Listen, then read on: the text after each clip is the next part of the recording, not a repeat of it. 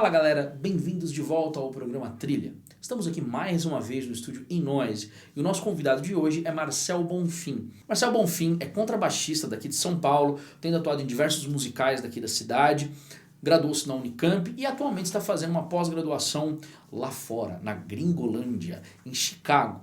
Ele é o nosso convidado de hoje. Fala Marcel, tudo bem? E aí Jonas, tudo bom? Obrigado por me receber. É um prazer pra gente você ter aceito esse convite em primeiro lugar. É um prazer meu. Marcel, conta pra gente como que foi a tua formação musical e também assim, por que a escolha do contrabaixo acústico, né, que é um instrumento aí, né, inusitado, digamos. Eu comecei a tocar baixo elétrico, na verdade, né? Eu tenho dois primos que um tocava guitarra, outro tocava bateria, e aí faltava o contrabaixo. Eles me convidaram e eu aceitei. Depois de um tempo eu comecei a estudar no conservatório, estudei na antiga ULM, né? Agora conhecida como EMESP. E eu tive basicamente minha formação toda lá, até eu entrar na universidade, na Unicamp. E aí, quando eu estava na Unicamp, eu migrei para o baixo acústico, comecei a fazer os dois em paralelo. Qual foi a sua primeira experiência profissional como instrumentista? Quando eu entrei na Orquestra Jovem do estado de São Paulo, Orquestra Tom Jobim, lá a gente fazia concertos todo mês. Acho que lá foi a primeira trabalho remunerado que eu tive mesmo, fixo, numa orquestra mais séria, mesmo sendo uma orquestra jovem. Marcel, você viveu bem essa revitalização dos musicais aqui na cidade de São Paulo, né? Tocou Sim. em alguns. Fala pra gente como é que foi essa experiência, quais musicais você tocou e como é essa vida de músico de musical aqui em São Paulo. Tocar no musical é bem interessante, é agradável. A rotina ela é mais fixa do que um músico freelance. Você tem um lugar certo para ir, uma hora certa para entrar, uma hora certa para sair. E você também tem algo mais fixo, monetariamente falando, do que um músico freelance. Em musical, eu acho que tem uma diferença bem grande de tocar do que tocar em bares ou tocar o seu som. Você tem que tocar pro musical, você tá lá não para tocar muito, se exibir bastante, você tá lá para fazer a sua função como instrumentista, sabendo que você não é o primeiro plano da coisa, né? Mas é um trabalho bem agradável de fazer, me agrada bastante fazer, é bem interessante. Quais são os baixistas brasileiros que mais te agradam, assim, suas referências? Acho que o primeiro baixista brasileiro que me influenciou muito e que eu tive muita sorte porque eu estudei com ele foi o Celso Pixinga. Foi o primeiro contrabaixista que eu vi tocar. Depois, eu acho que o Cisão Machado, que fez muita história aqui com música brasileira. Também tive a sorte de estudar com ele, uma excelente pessoa, um grande amigo. Eu gosto do Luizão Maia, que infelizmente já faleceu, tocava muito com Elis. Do Arthur Maia.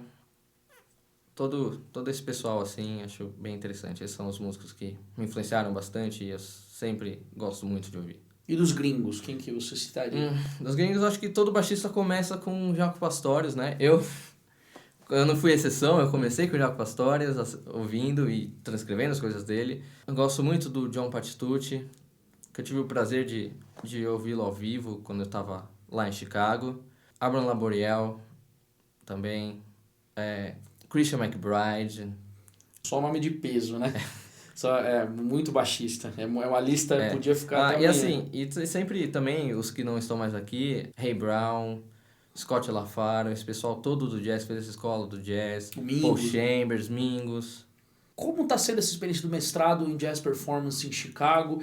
E assim, especificamente, como você relacionaria o ensino de música nas instituições americanas e nas instituições que você teve o contato aqui no Brasil? Como que elas se comparam? Como que é essa relação? Tá sendo bem interessante. Primeiro, eu escolhi fazer lá porque eu queria me aprofundar em jazz, então eu resolvi ir para a terra do jazz, né? E eles têm uma relação muito interessante com a música. Eu sinto que, no geral, eles têm uma relação muito respeitosa com a música, né? E o que eu acho muito importante, se o próprio músico às vezes não respeita, né? Quem às vezes vai respeitar?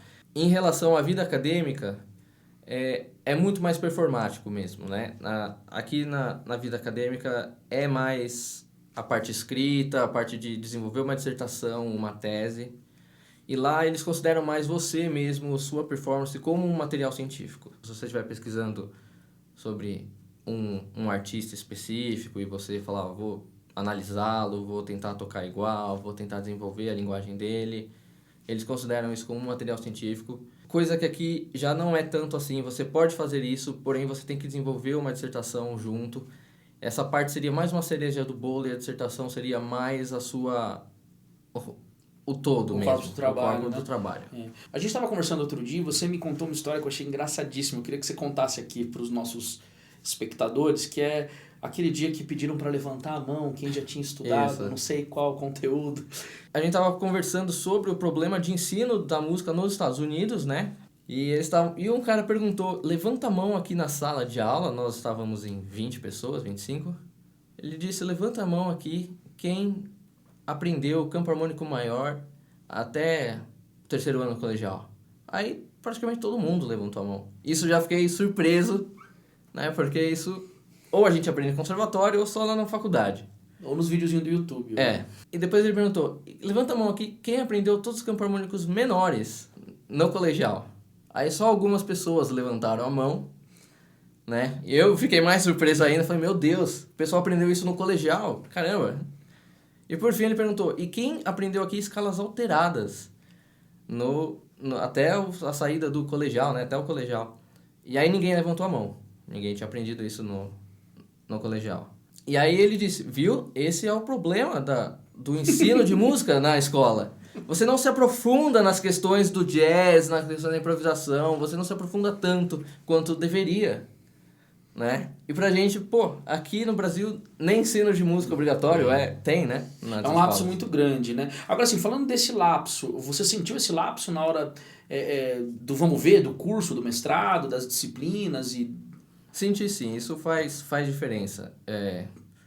Como um outro colega estava comentando numa apresentação dele de trabalho, falou, olha, esse artista começou a tocar saxofone com mais ou menos 10 anos de idade, mais ou menos como todo mundo aqui, né? Eu falei, caramba. Eu comecei com essa idade também, mas eu sei que eu tive muita sorte. Né? Meus pais sempre me apoiaram, eu entrei no conservatório cedo e nem todo mundo teve essa sorte, né? E isso sim reflete nas aulas, principalmente em prática de banda lá, que eles chamam de jazz combo, né? Isso você percebe que as pessoas têm um nível bem alto lá. A gente vai fazer um duo inusitado, né, daqui a pouco, né? Comenta um pouquinho a escolha da canção e um pouco de como foi a montagem dela e dessa Bela Fera que a gente vai tocar hoje. Sempre tocar baixo e voz, né? É um desafio porque teoricamente fica uma lacuna sonora que você tem que preencher de alguma forma. E tanto a brincadeira quanto de preencher essas lacunas e não preencher também fica interessante, né?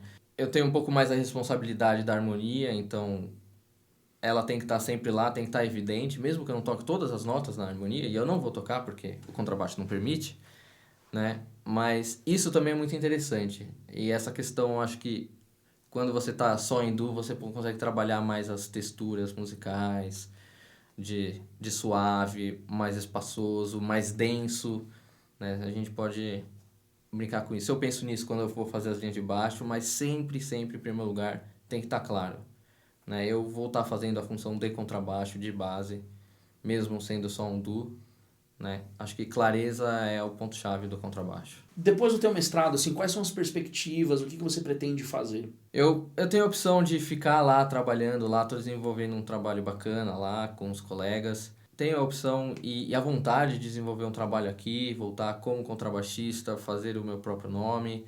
O trabalho musical, em musicais sempre me agradou, sempre me agrada. É algo que eu gosto de fazer sempre.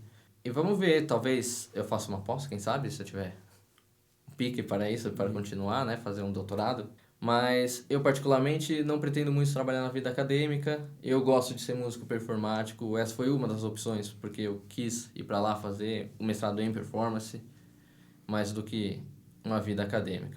Se você fosse se você pudesse realizar hoje um sonho profissional mais maluco que ele fosse, qual que seria? Eu acho que seria gravar o meu próprio som, o meu próprio CD. Apesar de eu não ser compositor, né, gravar meu próprio álbum como performance mesmo, como contrabaixo, sempre tendo o contrabaixo como linha de frente, né?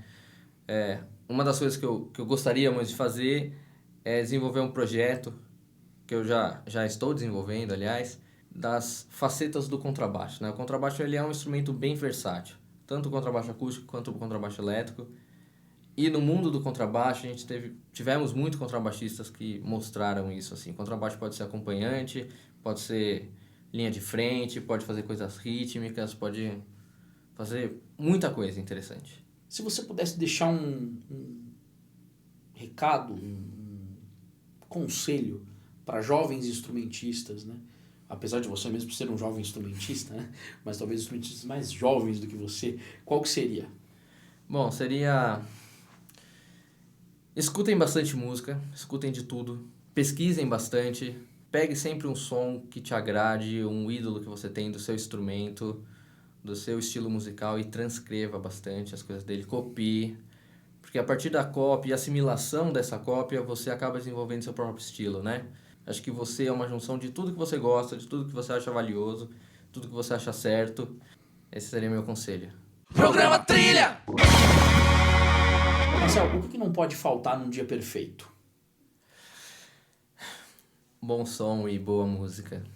Qual é o seu som ou ruído favorito? Os ruídos e os sons graves, principalmente do contrabaixo. Excelente. E qual é o som ou ruído mais detestável para você? Eu odeio quando o motoqueiro estoura a parte de trás. Como é o nome mesmo? Escapamento, o eu escapamento do... É horroroso. Eu odeio quando o motoqueiro estoura o escapamento da moto. É terrível. Eu detesto. O que ativa a sua emoção, a sua criatividade, a sua espiritualidade? Sempre algo que pode ser dito sem palavras, assim, né? Como a música e às vezes coisas que são ditas de forma que você não consegue dizer com palavras, né? Você consegue dizer através da própria arte. Isso me emociona bastante, seja de um modo agradável ou desagradável. Se Deus existir de fato, o que você gostaria de ouvir dele ao chegar nos portões do paraíso? Caramba. Quer voltar? Quer voltar é ótimo. Bom, Marcel, é isso. Muito obrigado pela tua presença aqui. A gente já está encerrando. Lembre-se de curtir o vídeo, se inscrever no nosso canal para não perder nenhuma atualização da nossa página, do nosso canal, curtir os próximos programas. E agora a gente vai tocar Bela e a Fera, de Chico e Edu. Valeu, Marcel. Valeu, Jonas. Prazerzaço.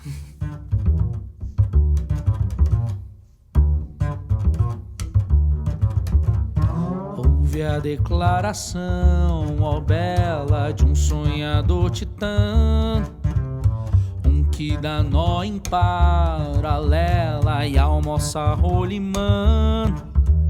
O homem mais forte do planeta, tórax de Superman, tórax de Superman e coração de poeta.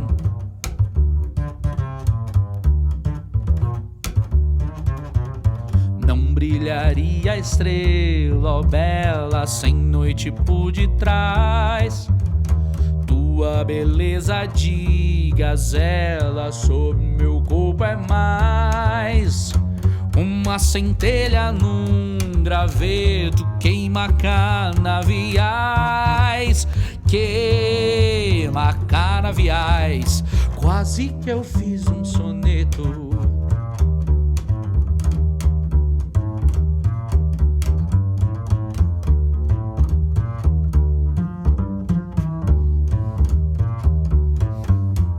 Mais que na lua ou no cometa ou na constelação, o sangue impresso na gazeta tem mais inspiração.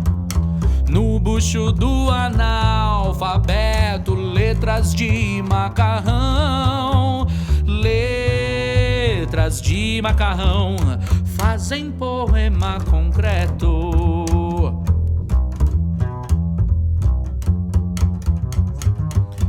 Ó bela, gera primavera, aciona o teu condão. Ó bela, faz da besta fera um príncipe cristão. Recebe o teu poeta, ó bela, abre o teu coração. Abre o teu coração, ou eu arrombo a janela. Para pa pa pa pa pa pa pa pa pa pa pa